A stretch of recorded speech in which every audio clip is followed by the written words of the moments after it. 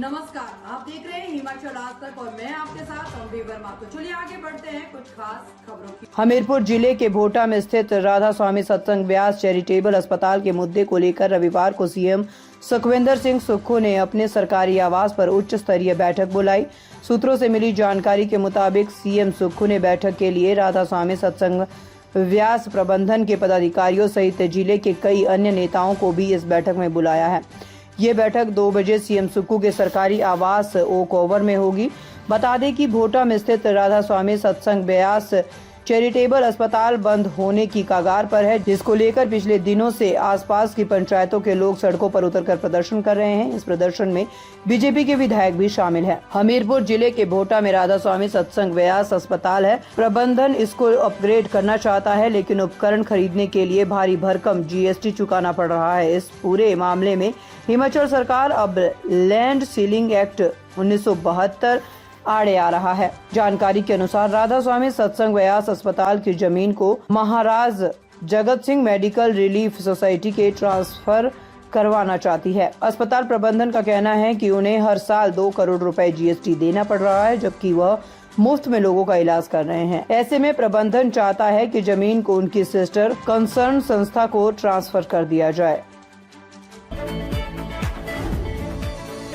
हर साल 1 दिसंबर को विश्व एड्स दिवस मनाया जाता है, जिसके उद्देश्य HIV एड्स के बारे में जागरूकता फैलाना और इस गंभीर बीमारी से संबंधित मिथकों को समाप्त करने के लिए लोगों को प्रेरित करना है। इस दिन के अवसर पर हिमाचल प्रदेश की राजधानी शिमला में मुख्यमंत्री सुखविंदर सिंह सुक्खू ने राज्य स्तरीय समारोह को संबोधित किया। मुख्यमंत्री ने इस मौके पर कहा, हिमाचल प्रदेश सरकार ने न केवल HIV बल्कि अपने नागरिकों को बेहतर और समान स्वास्थ्य सुविधाएं प्रदान करने के लिए कई कदम उठाए हैं। हमारी सरकार बनने के बाद से शिक्षा और स्वास्थ्य क्षेत्र में महत्वपूर्ण बदलाव लाए गए हैं।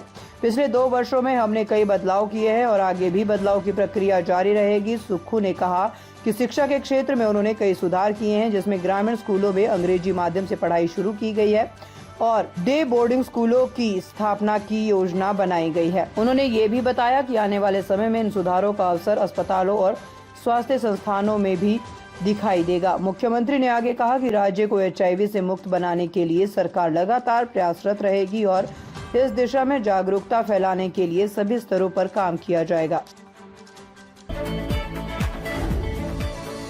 हिमाचल प्रदेश के ऐतिहासिक रिज मैदान पर 2024 का हिम एरा सरस मेला फूड कार्निवल शुरू हो चुका है।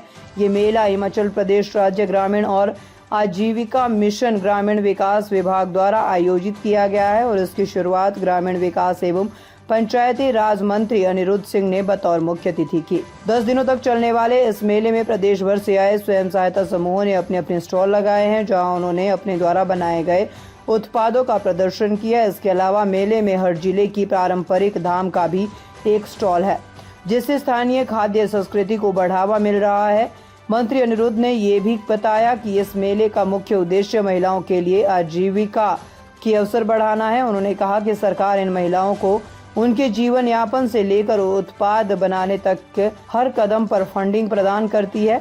साथ ही इस मेले में एक फूड फेस्टिवल का भी आयोजन किया जाता है, जिसमें 20 फूड स्टॉल लगाए गए हैं। साथ ही उन्होंने ये भी कहा कि इस प्रकार के मेलों से न केवल स्थानीय उत्पादों का प्रचार प्रसार होता है, बल्कि विभिन्न राज्यों के बीच तालमेल भी बढ़ता है और ये अवसर है जहां लोग हैंडीक्राफ्ट और हैंडलूम के बारे में एक दूसरे से सीख सकते हैं और अपने जीवन स्तर को सुधार सकते हैं।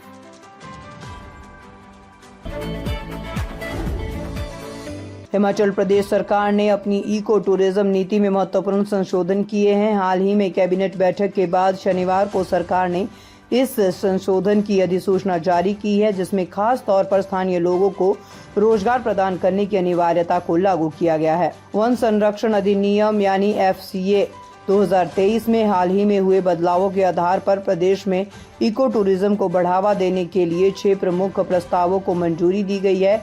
अब 1 हेक्टेयर से अधिक क्षेत्र में इको टूरिज्म परियोजना को मंजूरी दी जाएगी, जो केंद्रीय नीति के अनुरूप होगा।